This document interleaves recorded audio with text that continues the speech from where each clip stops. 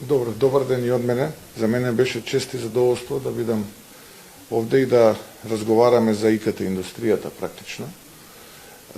Ценам дека како луѓе кои што пледираат да бидат влада во Македонија, треба да извлечеме поука на погрешните политики во минатото и заеднички со луѓето кои што се дел од оваа индустрија, а многу значајна за Македонија, да направиме промени во кои што ќе бидеме сите победници.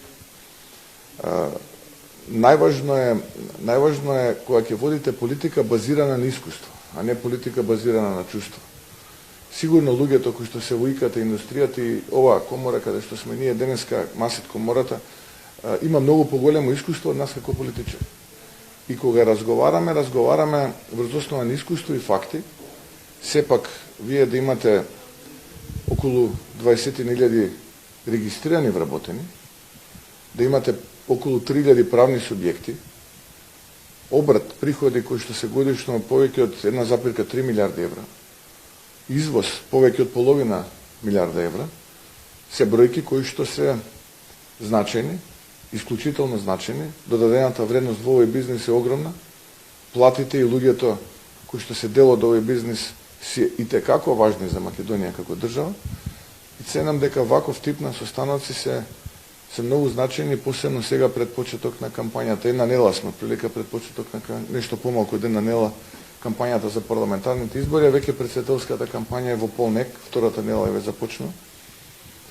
Така што како политичка партија и коалиција која што пледира утре да ја води владата и очекуваме, ако ги имаме во предвид бројките, да ја водиме владата, цениме дека едно вакво партнерство е задолжително и не само пред избори, туку треба и овој процес да биде континуиран, односно да се среќаваме, да ги надминуваме проблемите. Не смеат луѓето кои што се дел од оваа индустрија, како и впрочем другите бизнеси, да бидат изненадувани од законски решенија, непредвидливи политики. Тоа што од нас го побара и што е разумно и логично е да има предвидливи политики. Подобро кажете ни, велат, што планирате однапред, за да можеме така ние да си го планираме нашиот бизнис, отколку да не изненадувате континуирано, како што беше случај изминативе 6,5 години. Така што да сумирам, исклучително значаен состанок, благодарност до председателката, благодарност до колегите кои што се тука, и се надевам дека во иднина, доколку ние бидеме на влада, во што веруваме, ќе имаме почести средби и една динамична дискусија. Ви благодарам. Кои чекори во економијата ги планирате ако ја добиете довербата од граѓаните на избори? Па видите, ако е општиот заклучок на граѓаните дека Македонија за жал денеска е нефункционална држава, ние мораме најпрво политички да ја направиме Македонија функционална држава. Бидејќи и бизнисот и политиката се два процеси кои што еден без друг не може. И не е тоа само така во Македонија. Верувате, тоа и во Шведска така. И во развиени демократи. Бизнисот и политиката мора да соработуваат, мора да бидат партнери, а политиката е таа која што има задача да ја направи Македонија функционална држава. Кога велиме функционална држава, тука пред се мислам на држава во која што ќе владеат законите за сите подеднакво. Каде што ќе има јасни и предвидливи политики однапред дефинирани во консултација со бизнисот.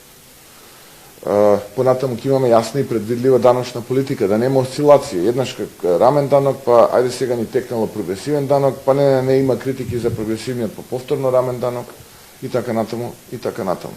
Мора да имаме институции кои што ќе бидат ослободени од криминал и корупција. Луѓето кои што ќе ги водат тие институции да бидат честни, луѓе со визија, план, јасно како да ги управуваат тие институции, а да не прострујува во јавноста основано сомневање за криминал и корупција кој што е поврзан со луѓето кои што ги водат тие институции.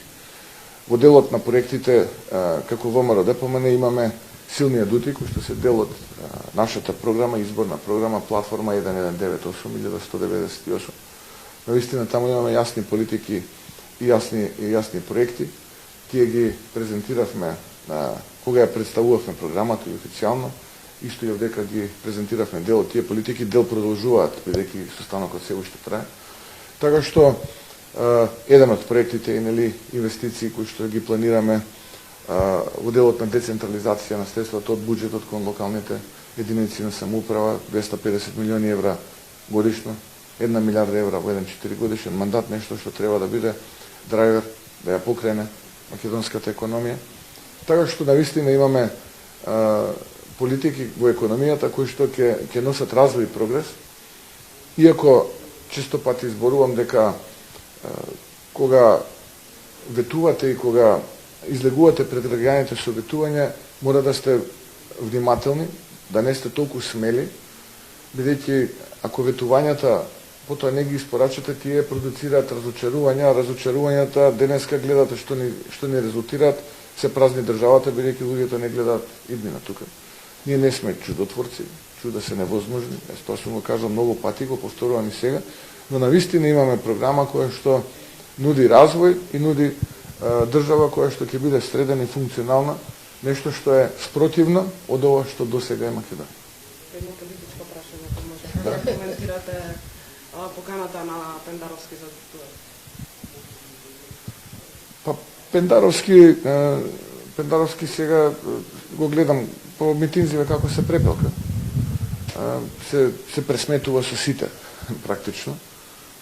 И во ред тоа е негов начин на водење кампања. Претпоставувам Ковачевски не би сакал да го коментирам, бидејќи го нема човеков исчезна. А Пендаровски за да дебатира со мене, најпрвен треба да биде председател на СДСМ. СДСМ да биде наскоро најголема опозицијска партија и јас му стојам на располагање за дуел. Во било кое време за дебата, ќе избере медиум, ќе избере време, ден и немам никаков проблем да дебатирам. Но сега треба да се завршат овие председателски избори, како што стојат бројките ќе доживеат силен пораз. И треба уште еден услов да исполни, а тоа е да се извини на професорката Гордана Силјановска-Давкова за навредите кои што ги кажува на отворена сцена. И навистина мислам дека тоа што тој го прави е непримерно, но тоа е негов начин на однесување. Навреда кон дама, навреда кон жена е нешто кое што ниту е дел од мојот карактер, ниту па за мене е прифатливо и очекувам тој гест да го направи, да се извини, па потоа се остане. Како го коментирате досегашната кампања? Една недела измина од вашата политичка позиција? Од председателски? Па реков Ковачевски не го коментирам, бидејќи човекот исчезна. Го нема во кампањава. Не знам дали Пендаровски се срами од Ковачевски како председател на партијата која што го поддржа или има нешто друго како причина, но човекот исчезна. А што се несува до Пендаровски, мислам дека и начинот на кој што тој води кампањата веќе дадов одговор на тоа прашање. Мислам дека човекот најмалку што треба да направи и да се извини на професорката Силјановска, но тој тоа не го прави, го гледам продолжува со навреди. Ако тој оценил дека тоа е начинот на кој што мисли дека треба да ја води кампањата и дека тоа му носи политички поени или поддржувачи повеќе, тоа е негова пресметка. Јас би го советувал тоа да не го прави и ако има прва прилика да се извини, бидејќи така би собрал повеќе симпатија отколку начинот на кој што тој се обраќа на по случајов политичкиот противник, тоа е Силјановска-Давкова. Мислам дека се обраќа на оние кои што мисли дека ќе го гласаат. Неговата порака очи нема да ви видам во вториот круг, ако во првиот круг нема да ме гласате, навистина шокантна. И е порака до граѓаните, бидејќи 5 години човеков го немаше, пред 5 години излезе во кампања и сега го гледаме повторно после 5 години како повторно е во кампања и бара поддршката од граѓаните. Им се заканува на граѓаните дека ако не водел во првиот круг, ако не го гласале, да не го бараат во вториот круг или уште после ковид очи да не ви видам, вака да се изразам во неговиот жаргон. Шокиран сум што воопшто овие луѓе после 30 годишна политичка кариера на македонската политичка сцена даваат вакви пораки и испраќаат во јавноста, но тоа е негова одлука и на неговиот тим. Има уште 5 кандидати. Видните кампањи како ги оценувате? Па, од тоа што можам да го следам, се отприлика оние пораки кои што се вообичаени и во периодот на предкампањата. Гледам дека во албанскиот условно кажано блок кампањата претежно се води со испраќање пораки преку пресконференции. Многу малку теренска кампања, можеби тоа беше така поради празникот, кој што беше и постите поврзани со истиот.